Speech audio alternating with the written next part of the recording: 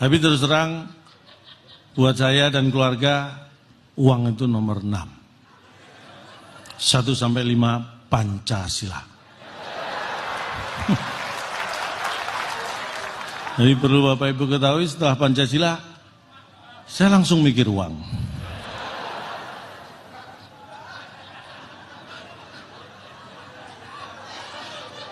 Saya waktunya sebenarnya tidak bisa berlama-lama karena takutnya nanti keburu ulang tahun Perindo yang ke-9, Pak ya.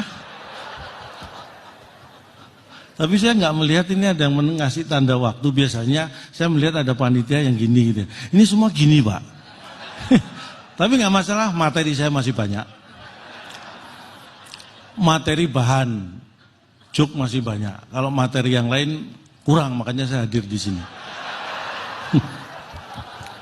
Saya ingin sampaikan, kita ini harus bangga menjadi bangsa Indonesia, bangsa yang besar. Saya bangga menjadi warga negara Indonesia. Saya tidak tahu apakah Indonesia bangga punya warga seperti saya.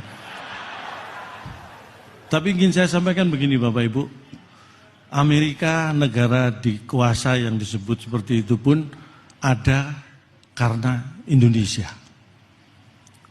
Bapak Ibu pasti tidak percaya, Amerika ada gara-gara Indonesia. Bapak Ibu percaya? Saya juga. Awalnya Pak. Tapi mari kita belajar sejarah. Dulu ada Ratu Spanyol memerintahkan, ini seorang berkebangsaan Itali, Christopher Columbus. Waktu itu memang yang jago masalah navigasi ke lautan bangsa Itali. Christopher Columbus diperintah Ratu Spanyol membawa armada mencari rempah-rempah. Rempah-rempah itu nilainya seperti emas masa itu. Makanya bangsa Eropa mengejar. Salah satu tujuannya adalah Indonesia sebagai penghasil rempah-rempah terbesar di dunia dan India. Di perjalanan nyasar armada ini, ketemu sebuah benua. Itulah Amerika. Bayangkan, kalau waktu itu tidak ada perintah Ratu Spanyol untuk mencari rempah-rempah ke Indonesia dan India, mungkin sampai sekarang Amerika belum ada yang nemu. Bayangkan Bapak Ibu, Joe Biden apa enggak toleh. Amerika belum ada yang nemu. Jadi Amerika ada gara-gara Indonesia. Tepuk tangan buat Indonesia. Benar. Napoleon Bonaparte di masa itu yang terhebat, terkuat pasukannya di Eropa, Prancis. Jatuh, menyerah, kalah gara-gara Indonesia. Ini banyak yang tidak tahu. Mari kita belajar sejarah. Pada waktu itu tahun berapa? Saya lupa. Saya yakin Napoleon juga lupa itu tahun berapa. Pada masa itu Napoleon akan menyerang salah satu negara, termasuk negara kecil di Eropa, akan diserang.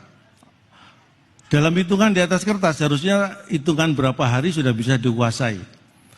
Ketika Napoleon sudah siap menyerang, apa yang terjadi? Ada sebuah gunung di Indonesia, waktu itu disebut Gunung Samalas. Sekarang kita menyebut dengan Gunung Tambora. Meletus. Dan masuk 5 letusan terdahsyat di era modern gunung berapi di dunia. Efek yang terjadi apa? Eropa yang harusnya belum musim dingin gara-gara Gunung Samalas meletus, tiba-tiba musim dingin turun salju. Bayangkan itu. Napoleon sebagai penyerang tidak siap perubahan iklim yang mendadak. Sebagai yang diserang, tuan rumah lebih siap menghadapi iklim. Akhirnya apa yang terjadi? Menyerah, kalah Napoleon di Waterloo. Gara-gara Gunung Samalas di Indonesia meletus. Meletusnya di Indonesia, tapi Napoleon yang di Eropa menyerah. Kita pengen negara Eropa mana yang menyerah, kita tinggal pilih gunung berapi mana yang kita letuskan. Kita punya banyak stok gunung berapi. Meletusnya di Indonesia, tapi yang di Eropa bisa menyerah. Itulah hebatnya Indonesia.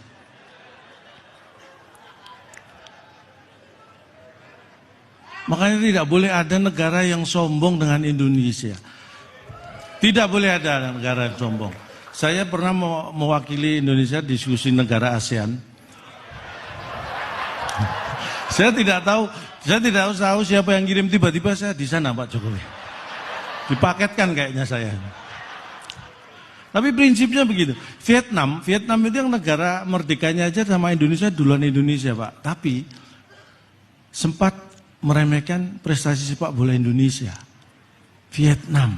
Saya katakan sebagai wakil negara Indonesia, jangankan negara Asia Tenggara, negara di seluruh dunia satu pun nggak boleh sombong soal sepak bola dengan Indonesia. Brasil 5 kali juara dunia, Jerman 4 kali, Italia 3 kali, boleh. Tetapi mereka tidak boleh sombong, karena apa? Brasil pernah kalah dari Jerman, Pak. Jerman sering kalah dari Italia. Italia juga sering kalah dari Brasil.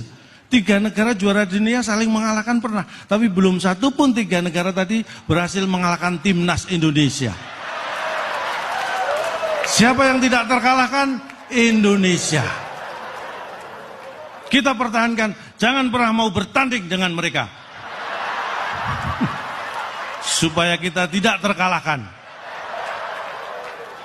Itulah bagaimana kita optimis dengan cara minimalis.